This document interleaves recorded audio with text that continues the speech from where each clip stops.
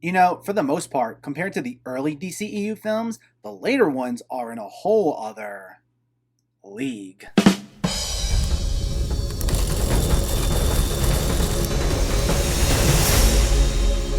What's going on, everyone? Welcome back to my channel and another installment of my DCEU review series, where I'm covering all the films I haven't reviewed yet in the DCEU. I'm doing half of them now, leading up to the Snyder Cut, and the other half leading up to the Suicide Squad. I'll leave a link to the playlist in the description for the movies I already discussed, but today, we're talking about the theatrical cut of Justice League. Before we begin, let me know in the comments what your thoughts on Justice League were if you've already seen it, as well as make sure to hit that thumbs up button if you like these reviews, as it helps me out immensely by getting my channel out there. And if you're new here, I hope you consider hitting that subscribe button so you can stay up to date with reviews of new releases, older films, hidden gems, and so much more on a near daily basis. But let's not waste any more time and let's talk about Justice League. This stars Ben Affleck as Bruce Wayne. Fueled by his restored faith in humanity and inspired by Superman's selfless act, he enlists in the help of his newfound ally, Diana Prince, played by Gal Gadot, to face an even greater enemy known as Steppenwolf. Together, Batman and Wonder Woman work quickly to find and recruit a team of metahumans to stand against this newly awakened threat. As with my other DCEU reviews, this is going to be a spoiler-filled video, as there are elements all throughout this movie that we'll need to discuss. So, if you haven't seen this by now, this is your spoiler warning. If you wish to know nothing, go watch the movie, then come back to this. But anyway, here we go. This is credited as being directed by Snyder, but as I'm sure we're all aware, that isn't totally the case. After he stepped down due to the death of his daughter, Joss Whedon was brought in and rewrote and reshot much of the film, with about 3/4 of it really being his. Whedon received screenwriting credit along with Chris Terrio, while Snyder received sole directing credit, even though much of the film isn't actually his. And production for this has certainly been turbulent, to say the least, between the reshoots clashing with Henry Cavill's schedule, causing them to infamously digitally remove the mustache he needed to keep for Mission Impossible, as well as the more recent developments regarding Whedon's, to say the least, inappropriate behavior on set, as noted particularly by both Ray Fisher and Jason Momoa, with Gal Gadot also hinting she had her own issues with him as well. And the finished product went on to become one of the most expensive films ever made, though also polarizing fans and becoming a box office bomb. It's also since been reported that Warner Brothers interfered heavily with this film, most notably with a mandate that it not run over 2 hours, and that especially is what led fans to demanding the Snyder Cut in the first place. Now, I've heard a lot of wildly different opinions on this one. At first, I've heard a lot of people just say, it's okay. But as we got more talk surrounding the Snyder Cut, and the closer we got to it, the more negativity there seemed to be surrounding this, with some even going so far as saying it's the worst of the DCEU films. But I gotta say, and I know I'm gonna get some pushback for this, I actually don't mind this version. I can already feel people clicking off this video just as I said that, but hear me out. Now, I will say, my actual expectations for the Snyder Cut aside, I do support getting a version of this film that is actually closer to the original filmmaker's vision. I am a firm believer in all that, and I did not like that Warner Brothers interfered as heavily as they did. However, we still need to talk about this version as it's what's considered canon, and is a wildly different product than what Snyder's offering. And I still think there are a fair amount of things about this that make, not the interference itself, but the actual film redeemable, which I know isn't a popular opinion. I will say it again, the interference by Warner Brothers shouldn't have happened. But I still think we got an entertaining final product for what it is. Now, is it the final product we ultimately should have gotten? Of course not. But I still found parts of it enjoyable. Boo! You stink!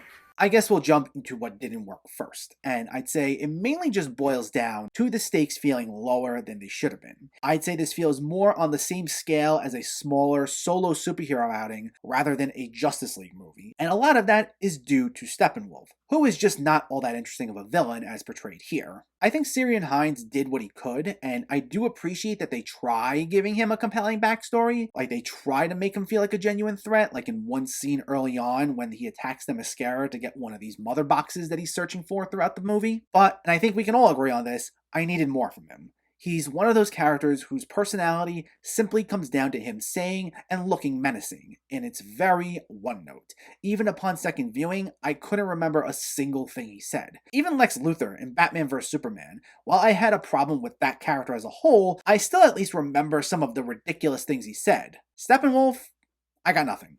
And this is on top of the fact that some of the CGI in his scenes wasn't always the best. That didn't bother me as much though, to be perfectly honest, but it was a little noticeable at times. Cavill's digitally removed mustache bothered me more. And the only other thing about this that I really didn't like was the fact that a lot of it comes together a bit too neat. The mandate to keep this at 2 hours hurt the film. And really, the decision to make Justice League only the 5th film in the cinematic universe also hurt it, to be quite honest. Because here, you get the first real introduction to Cyborg, the Flash, and Aquaman, on top of some other side characters, as well as our villain. And with so much going on in such little time, the film needed to move. And I'll give it credit for feeling like it went by fast, but it goes by so fast at times that the momentum built up by a supposedly high-stakes moment doesn't last for more than a scene or two. Because whatever the obstacle is, it gets resolved pretty quickly. Like, take Superman's return, for example. That's a big, pivotal plot line for the film, but they decide they're going to resurrect Superman. 5 minutes later, the body's exhumed. They need to use an extremely well-timed method to resurrect him, done in one shot.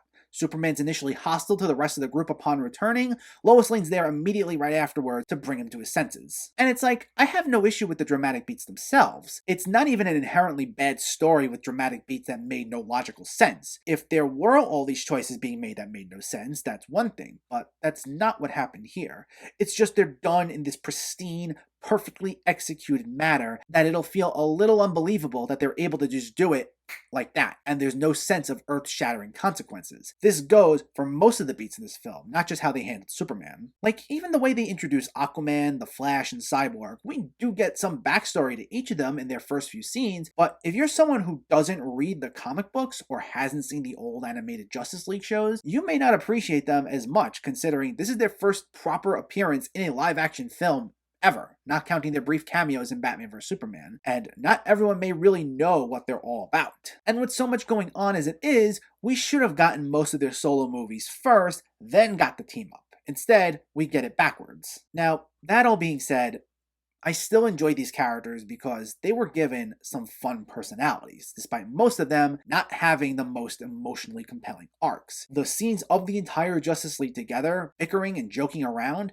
worked for me, and I was able to get at least somewhat attached because they were so much fun to watch together. And I know some people took a big issue with the humor in this, but I thought it was incredibly refreshing, as was the much needed brighter color palette compared to the earlier films. Like, Batman vs. Superman in particular just did not feel like fun. As I said in my review of that film, I don't think it's god-awful or anything, but its overly depressing tone really does hurt it. So the humor and breezier nature of this, while not making the movie as a whole incredible, is the breath of fresh air this franchise needed. And the entire cast did well with what they had to work with. Ben Affleck was once again very compelling as Batman, and this time he even made jokes himself, which is something people seem to forget Batman is capable of doing. Even in the Dark Knight trilogy, while Batman's not a joke machine constantly making quips, he does have some one-liners and they didn't ruin the tone of the movie. What gives you the right?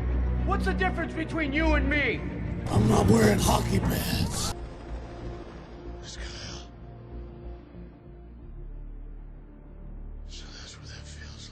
That's more or less the same thing we got here. He made some jokes, but that wasn't every other line of his. And then Henry Cavill was once again solid as Superman in the little time we had him on screen. As I've said, he's been one of the more consistent elements of these early DCEU films, and even though we only got so much of him, he was still nice to see. Gal Gadot was once again really solid as Wonder Woman, and while I thought Cyborg as a character could have been much better written, I thought Ray Fisher himself did a fine job here. My two favorites though were Jason Momoa as Aquaman and Ezra Miller as the Flash. They both brought the film's biggest laughs for me. Making Barry Allen more of a socially awkward guy works for Miller, who usually plays outcasts but in creepier or more villainous roles. So it's nice to see that energy channeled into something much more comedic. And Momoa's own sarcastic, sometimes deadpan delivery was also refreshing, and he had some really fun banters with the rest of the group. So while the characters needed a little more time so they can have proper arcs and it felt like there were actual stakes, when they were together, which was quite often, I found it to be a lot of fun. On top of the fact that the action scenes were entertaining, and we get a lot of them, though never to the point that I found them to be obnoxious. Some of the more CGI heavy moments, as I stated earlier, mainly whenever Steppenwolf was on screen, could have looked a little better, but whenever it's either the individual members of the Justice League fighting someone on their own, or when they're fighting all together, they did look great. They were choreographed nicely for the most part, they moved fast, and some of the shots did look cool. So while there are some very noticeable issues with this film, It's something you can appreciate as a mindless action movie, or at least I did.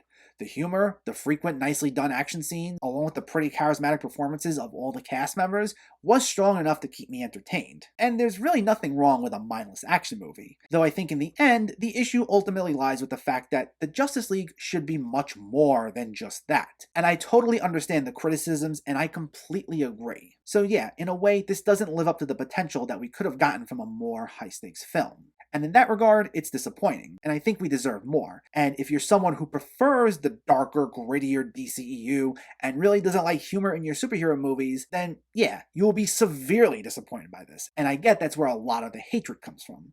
But I think a film cannot live up to expectations and still have redeeming qualities about it. And I think when you just judge this on its own merits, the good can still outweigh the bad, as frustrating as the bad can be, especially if you like a nice mix of humor and action. Should we have gotten more out of this film? Yes, absolutely. Is Warner Brothers interfering the way they did infuriating? Absolutely. Does that mean it's totally bad on its own? Personally, I don't think so. This cut of the Justice League doesn't live up to its potential, with an underwhelming villain in Steppenwolf, as well as events coming together a bit too neatly at times. But the film's pretty entertaining for the most part, I gotta say. I didn't necessarily have an issue with the dramatic beats themselves, just the way they were paced. I also didn't have an issue with the amount of humor that was placed in here. Plus, I thought the cast all did a great job, and their interactions were fun to watch. So all those jokes, and the cast members, and the action scenes were what carried this. While I know we can get more, if you look at it on its own, I still think there's enough to appreciate. And I know I'm going to get some pushback for this, but Justice League gets a 7 out of 10. Boo! You stink! This discussion is going to be interesting, I will say, because it's not too often you hear anyone at this point say they like this one. As I said though, I generally support filmmakers getting their visions fully realized. So, while I'm not a die-hard Zack Snyder fan, I'm at least glad we're finally going to get to see the version that he wanted to tell, and that's what's most important. Especially considering how infuriating the production of this went down. So, with that, I'll next have my review of the Snyder Cut as soon as I can, and I plan on covering the remaining of the DCEU films leading up to the Suicide Squad. So that's 2016 Suicide Squad, Aquaman, and Shazam. In the meantime, I do have some other review series on the way, so stay tuned for that and much more coming soon. So let me know, did you see Justice League, or are you planning to see it, and what were your thoughts? Did you actually like this one, or do you think this is one of the worst of the DCEU movies? Let me know in the comments below so we can discuss. Also, if you enjoyed this video, please like it and share it, and for more movie reviews and film discussion, please make sure to hit that subscribe button to stay updated. Thanks for watching everyone, and keep having fun with film.